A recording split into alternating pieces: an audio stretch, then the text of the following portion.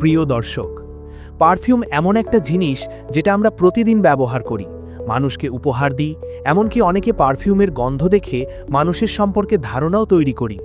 কিন্তু এই ছোট্ট বোতলের ভেতরে যে তরলটুকু আছে সেটা ঠিক কিভাবে তৈরি হয়, কোথা থেকে আসে এই গন্ধ, কে বানায় এটা?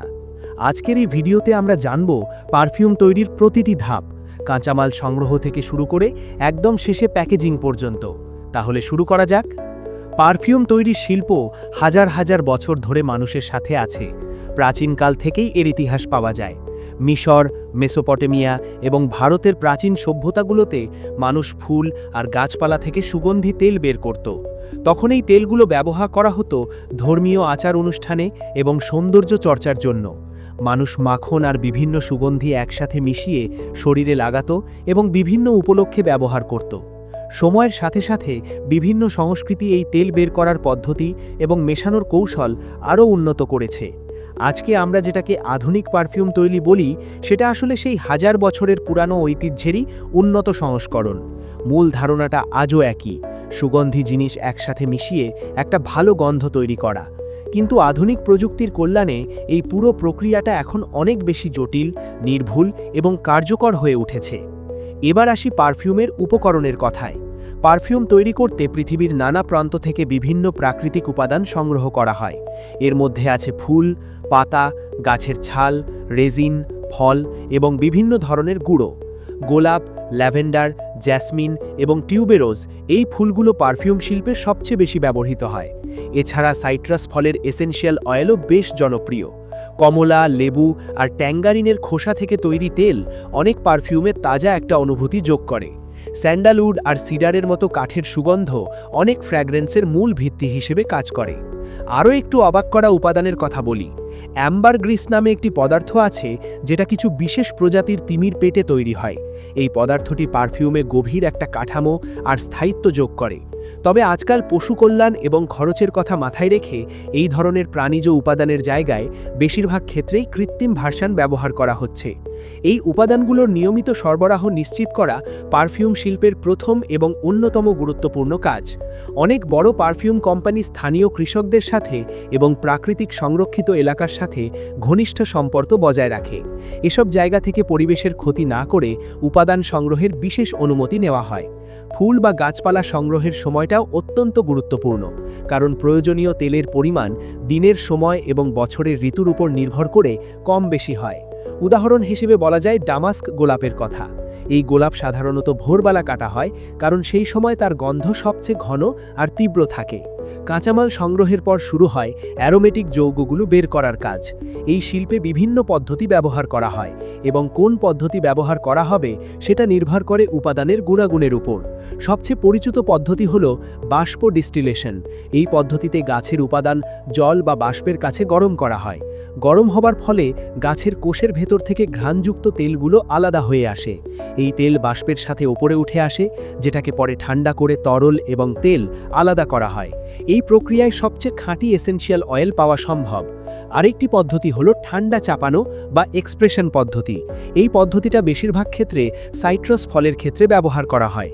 ফলের খোসাগুলো মেশিনের সাহায্যে চেপে তেলের গ্ল্যান্ড থেকে তেল বের করে আনা হয়। এটা অনেকটা ঠান্ডা চাপের মতো, কোনো তাপ দেওয়া হয় না বলে তেলের প্রাকৃতিক গন্ধ অক্ষুণ্ণ থাকে। তৃতীয় পদ্ধতিটা হলো সলভেন্ট এক্সট্র্যাকশন, যেটা বিশেষভাবে ব্যবহার হয় জুঁই বা এই ধরনের নাজুক ফুলের ক্ষেত্রে। এই ফুলগুলো এত সূক্ষ্ম যে তাপ দিলে তাদের গন্ধ নষ্ট হয়ে যায়। তাই পাপড়িগুলোকে একটি বিশেষ সলভেন্টের সাথে মিশিয়ে রাখা হয়, যা সুগন্ধি অণুগুলো ধরে রেখে একটা কংক্রিট তৈরি করে। এরপর এই কংক্রিটকে অ্যালকোহলের সাহায্যে আরেকবার এক্সট্র্যাক্ট করা হয়, যার ফলে তৈরি হয় অ্যাবসোলিউট। এই অ্যাবসোলিউট অনেক বেশি ঘন এবং এর সুগন্ধ অত্যন্ত তীব্র। এবার আসি এই পুরো প্রক্রিয়ার সবচেয়ে সৃষ্টিশীল অংশে। একজন পারফিউমিস্ট হলেন সেই মানুষ যিনি বিভিন্ন প্রাকৃতিক তেল, সিনথেটিক উপাদান এবং অন্যান্য কাঁচামাল মিশিয়ে একটা পরিপূর্ণ সুগন্ধ তৈরি করেন। পারফিউমিস্টের হাতে অনেক ধরনের সুগন্ধির বিশাল ভাণ্ডার থাকে। ফুলের গন্ধ, কাঠের গন্ধ, তাজা প্রকৃতির গন্ধ, গুড়মে বা মিষ্টি খাবারের মতো গন্ধ এবং আরও অনেক কিছু। প্রতিটা পারফিউম তৈরি হয় একাধিক গন্ধের সুনির্দিষ্ট সমন্বয়ে। পারফিউমিস্টরা সাধারণত একটা আইডিয়া বা থিম থেকে কাজ শুরু করেন। এই থিমটা হতে পারে কোনো স্মৃতি বা মানসিক অনুভূতি, যেমন সূর্যোদয়ের কোনো সুন্দর বাগান, বৃষ্টিতে ভেজা গভীর জঙ্গল বা উষ্ণ কোনো সমুদ্র সৈকত। এই অনুপ্রেরণা থেকে তিনি এমন কাঁচামাল বেছে নেন যা সেই অনুভূতিটাকে সবচেয়ে ভালোভাবে প্রকাশ করতে পারে। এরপর বেশ কয়েকটি পরীক্ষামূলক ভার্সান তৈরি করা হয়। প্রতিটা ভার্সানে প্রতিটি উপাদানের পরিমাণ অত্যন্ত যত্নের সাথে সামঞ্জস্য করা হয়, যাতে একটা সুরেলা ভারসাম্য তৈরি হয়।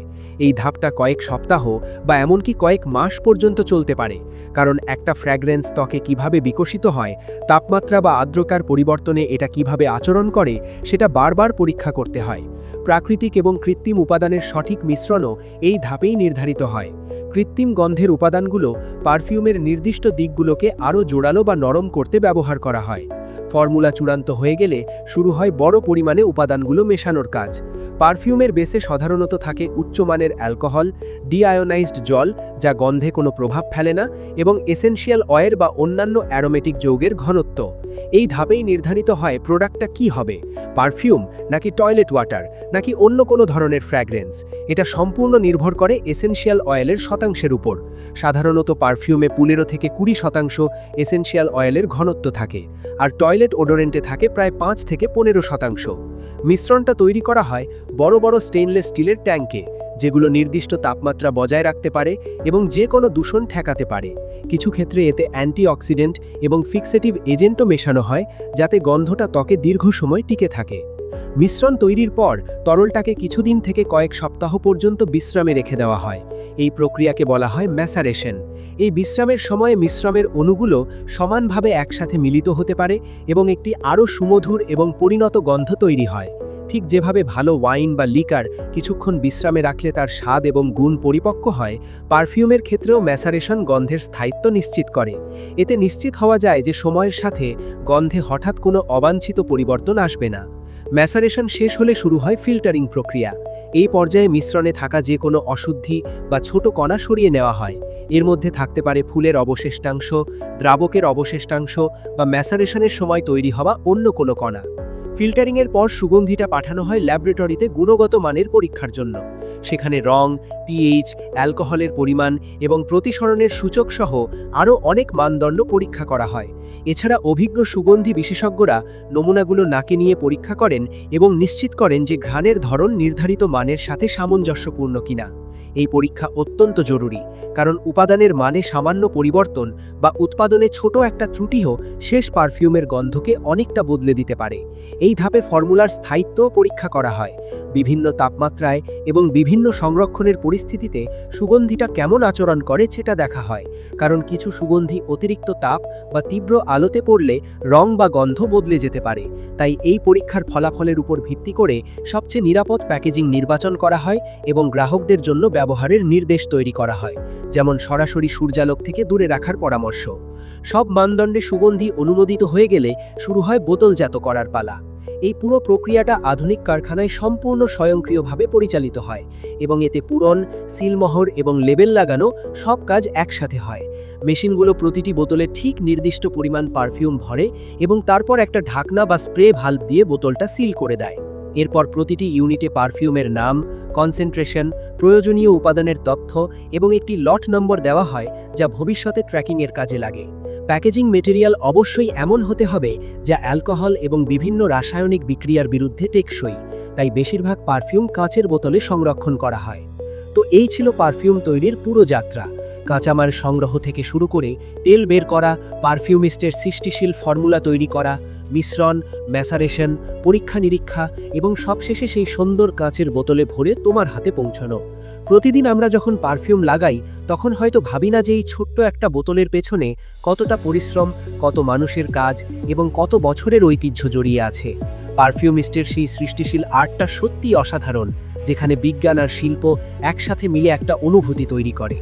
যদি এই ভিডিওটা তোমার ভালো লেগে থাকে তাহলে অবশ্যই একটা লাইক দিয়ে যাও, আর যদি এরকম আরও মজার ভিডিও দেখতে চাও তাহলে এখনই চ্যানেলটা সাবস্ক্রাইব করে নাও আর বেলটা প্রেস করে রাখো, যাতে নতুন কোনো ভিডিও আপলোড হলে তুমি সবার আগে নোটিফিকেশন পাও।